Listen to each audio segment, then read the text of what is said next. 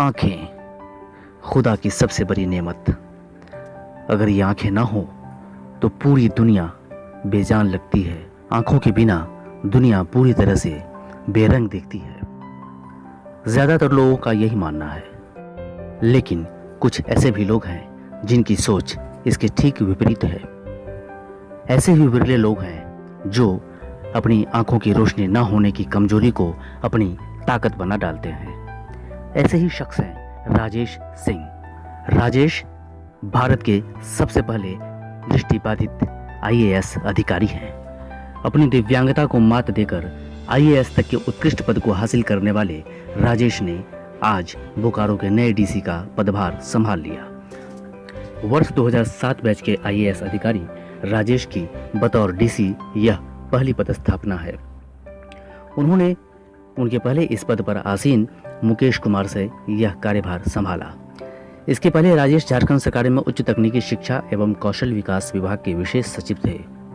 बुधवार शाम लगभग 4 बजे कार्यभार लेने के बाद मीडिया कर्मियों से बातचीत में राजेश ने कहा कि CM हेमंत सोरेन का निर्णय वास्तव में ऐतिहासिक है। उन्होंने बताया कि वह चूंकि SDO ADM के रूप में काम कर चुके हैं, इसलिए ज़्यादा चुनौतीपूर्ण तो नहीं, लेकिन कोरोना काल की विकट परिस्थिति में DC के पद पर काम करना वास्तव में एक चैलेंजिंग जॉब उनके लिए होगा। अवेयरनेस और बचाव के फ्रंट लाइन पर काम करना होगा। उन्होंने कहा कि बोकारो में टीम बनाकर सभी लोगों के सहयोग से सरकार के विजन को वह पूरा करेंगे। एक सवाल के जवाब में उन्होंने कहा कि कोरोना वैश्विक महामारी है और ऐसे में सबको साथ लेकर जिस जगह उनके पूर्व के DC ने काम को छोड़ा था वहीं से आगे बढ़ाने का काम करेंगे। तो ऑब्वियसली आम लोगों के लिए जो भी बेहतरीन काम कर सके, लेकिन अभी जो करंट कॉन्टेक्स्ट में जो है कोविड है, अभी बहुत सारी ऐसी इश्यूज है, पर इस बारे में पहले से बात अकॉर्डिंगली चीज़ों को प्रायोरिटाइज किया जाए।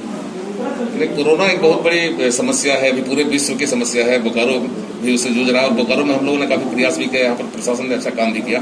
तो अब जो समस्या है, इस समस्या को आप कितनी बड़ी चुनौती मान रहे हैं? बहुत बड़ी विश्वव्यापी, आपने कहा था वैश्विक चुनौती है ये, और इसके लिए बृहद स्तर पे जो है प्रयास करने की आवश्यकता है और हम सभी लोगों का सहयोग जो है इसमें बहुत महत्वपूर्ण है। और जहाँ तक महोदय ने जो इस काम को करके छोड़ा है, जैसा आपने कहा बहुत अच्छा काम है, चीज़ों को उससे आगे ले जाने की कोशिश की जाएगी। राजेश सिंह का देश के सबसे पहले दृष्टिबाधित IAS बनने का सफर चुनौतियों भरा रहा है। बिहार के पटना में लड्डुओं के लिए विख्यात गांव माने जाने वाले धनरुआ के रहने वाले राजेश की आंखों की रोशनी बचपन में क्रिकेट खेलते हुए एक हादसे में चली गई थी। शुरू से ही बेहद हौसलामंद राजेश ने इसके बाद भी अपनी पढ़ाई जारी रखी। उन्होंने Dehradun modern school, Delhi university और JNU से पढ़ाई पूरी की। फिर 2006 में UPSC की परीक्षा पास कर 2007 बैच के तहत देश के पहले नेत्रबाधित IAS अधिकारी बनने का गौरव उन्होंने हासिल किया। IAS बनने के बाद भी राजेश के लिए आगे का कैरियर काफ़ी चैलेंजिंग रहा। उन्होंने बताया कि 4 साल की कानूनी लड़ाई के बाद उन्होंने सुप्रीम कोर्ट के ऐतिहासिक फैसले से IAS के रूप में अपनी नियुक्ति प्राप्त की। 2011 में अंततः उनकी ट्रेनिंग शुरू हो सकी। उन्होंने बताया कि संकट की घड़ी में उनकी भेंट तत्कालीन प्रधानमंत्री डॉक्टर मनमोहन सिंह की पुत्री उपिंदर सिंह से हुई थी। उन्होंने राजेश की भेंट PM से कराई। इसके बाद वह सुप्रीम कोर्ट गए और उस समय के चीफ जस्टिस अल्तमश कबीर और अभिजीत पटनायक की बेंच ने सरकार को राजेश सिंह की नियुक्ति करने का आदेश दिया। इसके बाद झारखंड कैडर के IAS राजेश को भारत सरकार ने पहले असम में पोस्टिंग दी। इसके बाद अलग अलग पदों पर कार्य करने के बाद वह झारखंड में स्थानांतरित किए गए।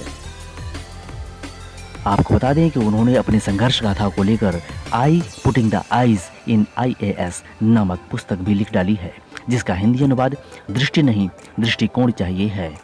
बहरहाल एक उपायुक्त के तौर पर अपनी नई जवाबदेही को वह पूरी निष्ठा के साथ निभाएंगे और इसमें भी कामयाब होंगे। हमारी ऐसी ही शुभकामना है।